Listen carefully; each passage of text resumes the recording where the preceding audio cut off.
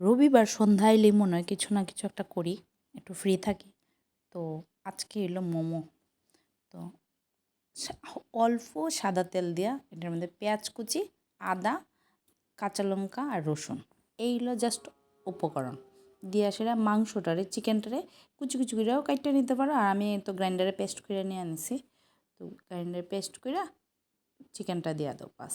এরপর একটু লাড়াচাড়া কইরা সেটা লবণ আর একটু গোলমরিচের গুঁড়া দিয়া একটু ভালো করে লাইরা সেরা তারপরে নামায় রেখা দাও।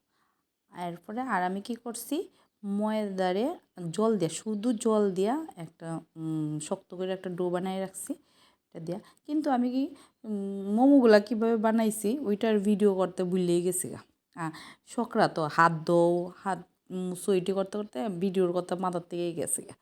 তো সবাই যেরকম বানায় শেপ দেখা দেখা একটু চেষ্টা করছি শেপটা দেওয়ার, মোটামুটি খারাপ হয়েছে না। তো আমার একজন অবশ্য রিভিউ দিছে ফার্স্ট টাইম বানানোর লিগে ভালোই বলে হয়েছে।